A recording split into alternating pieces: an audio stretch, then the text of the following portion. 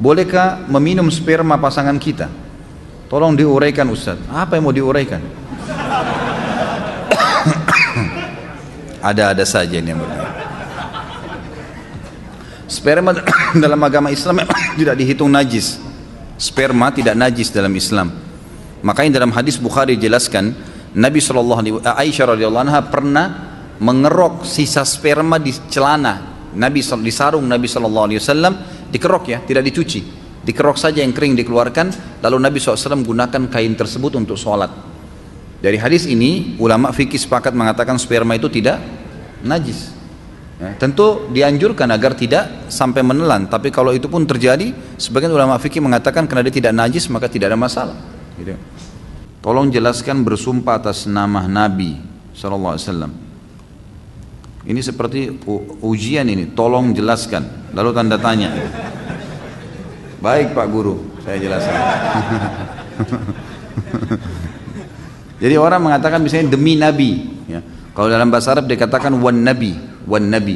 Banyak orang-orang biasa di Mesir mengatakan begitu, demi Nabi, demi Rasulullah gitu kan. Nah ini kata-kata demi, ini dalam bahasa Arab waw kasam namanya, waw sumpah. Ini nggak boleh kecuali nama Allah Subhanahu Wa Taala.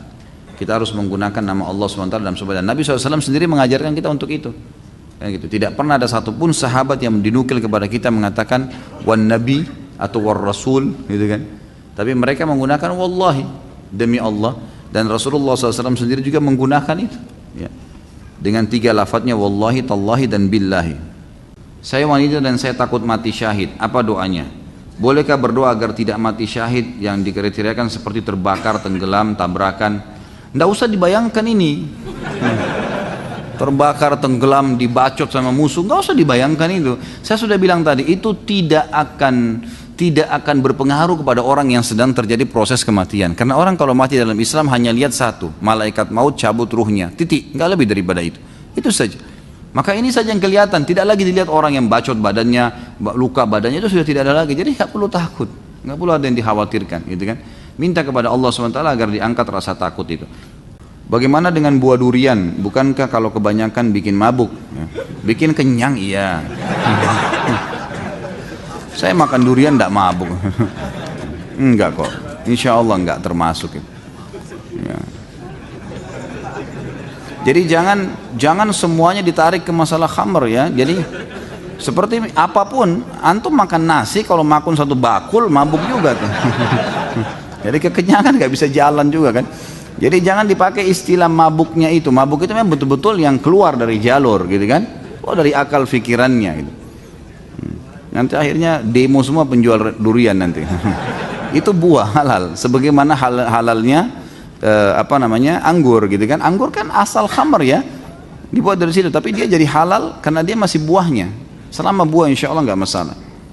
Jika berkata sebenarnya khawatir diancam atau menyakiti hati, kenapa kok harus diancam nih? Masa ada orang menikah diancam gitu? Kecuali memang dari dasarnya suka iming-iming nih ya, mulutnya seperti ember macam-macam, ngomong ini ngomong itu, janji ini janji itu. Ini nggak boleh, memang nggak usah janji-janji.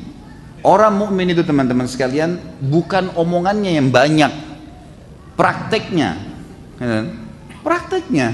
Sampai saya kadang-kadang bilang sama istri saya, kok kadang-kadang kata sayangnya mahal gitu. Saya tidak setiap saat mengucapkan gitu. Saya bilang sayang yang sebenarnya bukan di ucapan, lihat perilaku sehari-hari. Apa yang kurang dari kehidupan, apa yang kurang dari perhatian, apa yang kurang, itu semua harus itu dilihat lebih besar gitu kan.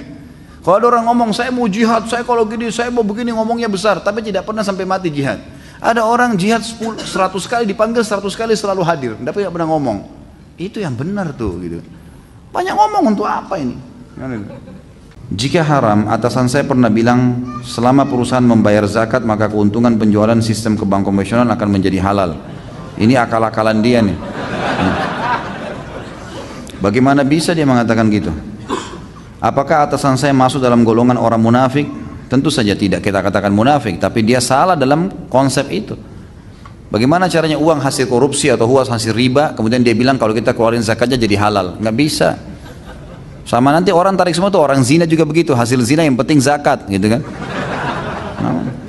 Bagaimana menyikapi seorang pemabuk yang membuat saya resah atau mengganggu Ustaz. Apakah saya tetap sabar atau saya pukul saja Ustaz?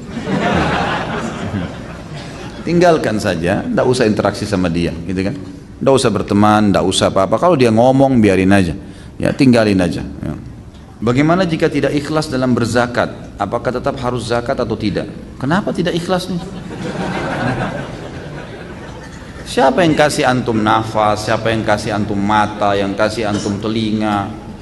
Yang kasih antum ilmu, otak bisa belajar? Terus kemudian Allah minta 2,5%, itu pun 1 tahun plus kalau mencapai 85 gram emas. Terus tidak ikhlas? La ilaha illallah. Ya. Harus ikhlas saudara, tetap keluar zakat, kan gitu. Gak bisa kalau antum tidak ikhlas berarti tidak diterima itu. Kata Nabi SAW, Inna Allah dalam hadis Abu Daud hadis sahih, Inna Allah la yaqbalu min amalin illa ma kana khalisan liwajhi. Allah tidak akan terima sebuah amal soleh kecuali yang ikhlas karenanya, gitu kan? Kalau antum tidak ikhlas berarti tidak diterima. Tapi pertanyaan selanjutnya, apakah saya harus keluarkan zakat? Tetap harus keluar. Ikhlas gak ikhlas? Kalau tidak berarti jadi utang tuh. Karena zakat adalah rukun Islam, gitu kan? Gak bisa. Apakah mengambil gambar atau memfoto ustadz atau merekam suara ketika ustadz kajian untuk koleksi pribadi itu termasuk pembuatan mencuri? Kok ketawa? Tanya Pak Yoyo di hukumnya. Enggak, insya Allah ini nggak apa-apa. Karena dia itu bukan hak, artinya kecuali kalau memang ustadznya kasih syarat ya. Jangan ada yang foto saya, nggak boleh. Dia kasih syarat, maka orang mukmin harus patuh dengan syaratnya. Tapi kalau enggak, insya Allah nggak apa-apa.